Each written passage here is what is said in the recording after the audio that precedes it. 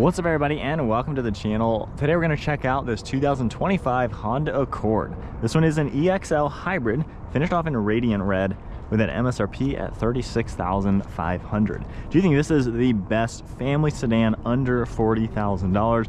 Honestly, it is pretty nicely appointed for the price point. Let's go ahead and pop the hood, see what this hybrid is packing. So we pull the latch and then find the manual catch under here, and we can view this hybrid powertrain. Now this is going to be a 2-liter inline 4-cylinder with, of course, the hybrid system.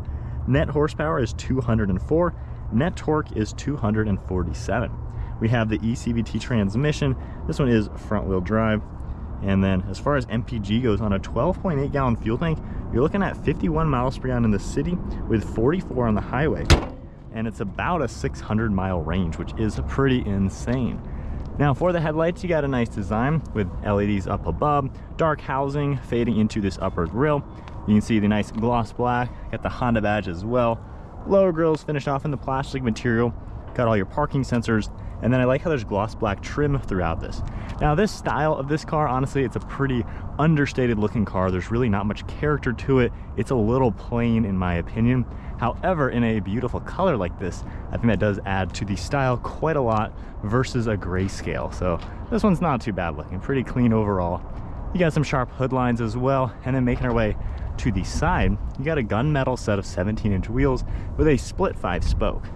Got a sharp body line for this front fender, one sharp prominent line going through the entire side profile, and then I like more of that gloss black trim down below. None of the cheap plastics. I like how they've actually decorated the car nicely with better trim.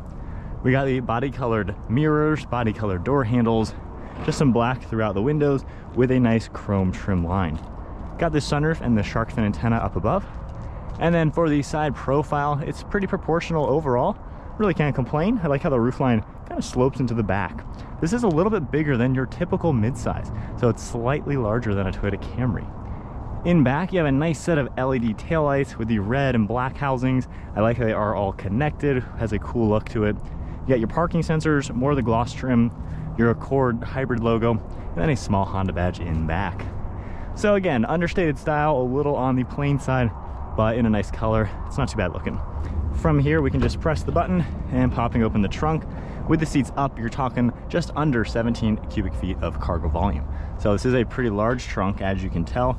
Underneath here, we just have the inflator kit, so no spare tire. And then you have these pull tabs. You can pull and then manually push down the seats to maximize cargo space. There's a handle over on the other side as well. And then moving on to the interior, these are going to fold down nearly flat. You do have a bump into the trunk though, kind of a 2-level bump, and then these latches are always going to be in the way. But overall, still a pretty practical car with a lot of space. And popping these back up, as you can see, 3 people back here. You can pull the center armrest down, and you're going to get that along with your cup holders.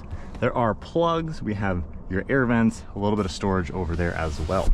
I like the smooth along with the perforated leather seating, and this does have real leather in it, so nice leather trimmed option.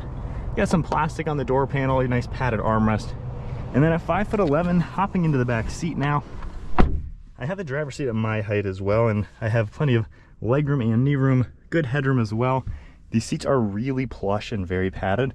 There's no extra recline angle, but it's at a good angle itself, to where honestly I could sit back here for quite some time and be pretty comfortable. Moving on to the front seats now. You are going to get the smart key, of course, where you can just grab the door handle, lock and unlock it from the grab handle. And then the front door is going to get a little bit more soft touch. So this is all a soft touch material. Same with up here. We have memory seating, your release handle, all your basic controls, and then more padding on the armrest. You're going to get power controls up front as well. And then a nice combination of the smooth leather and the perforated leather. So once again, nice padded, plush looking seats, and then a black leather wrapped steering wheel. Now, foot on the brake, let's fire it up. So being the hybrid, you're not really going to hear the engine turn on most of the time. So it just kind of starts out with the electronics. You can drive it in an EV mode.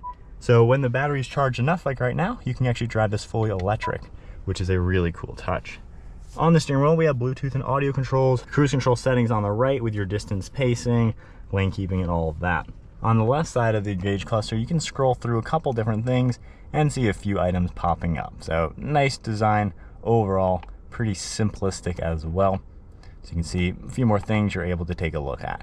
You have all your basic controls. You have your power percentage on the left with your speedometer over on the right. Now there are paddle shifters, which is going to adjust the regenerative braking.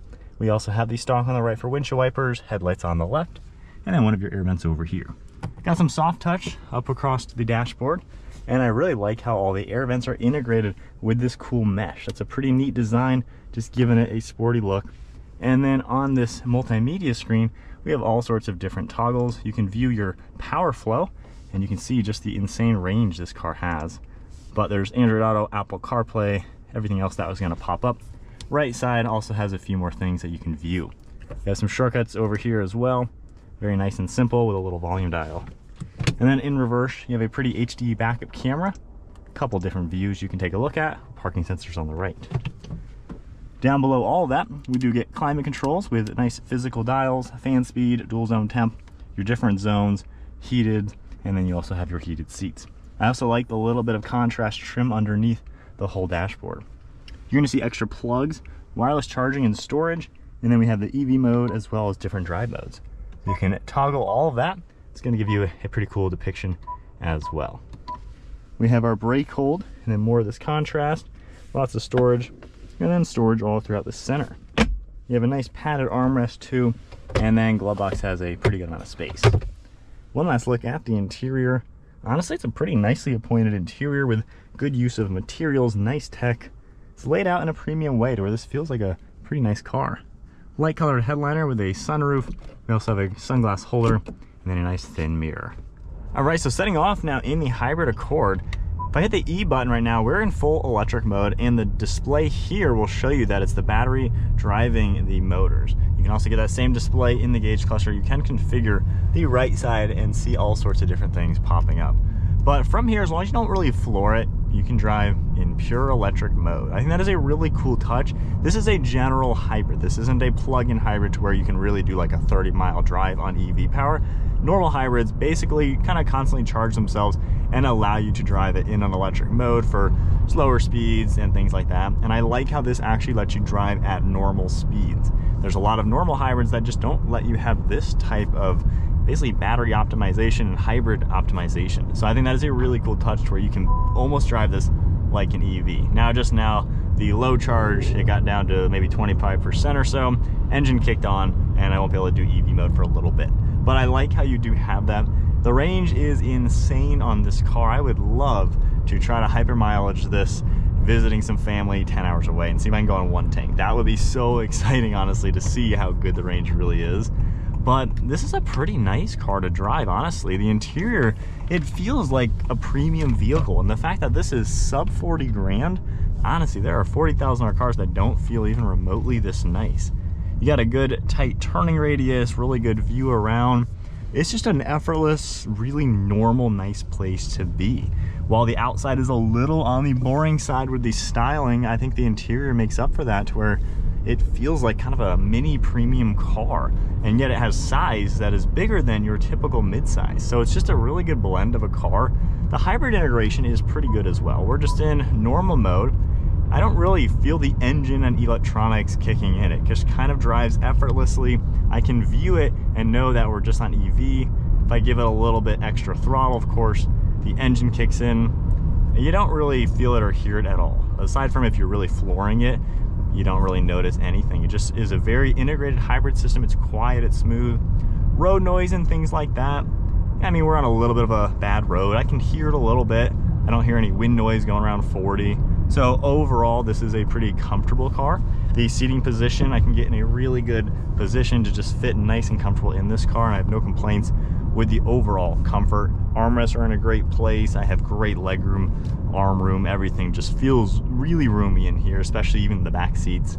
I mean, just a nice overall place to be, really good sized car. It's just an easy, effortless vehicle to drive. The turning circle's nice and tight. While this is front wheel drive, you know, you don't really get like torque steer or anything weird like that giving. It's not that powerful. However, it actually does have enough power to where it can get out of its own way. Even just going a little over 50% throttle, I mean, up to speed without really thinking. So honestly, it seems like just a good, well-rounded car. I don't think there are any complaints with the driving aspects of the new Accord. It's just a good hybrid with the space you want, the materials you want, and nice, easy to use technology that works and looks good all at the same time.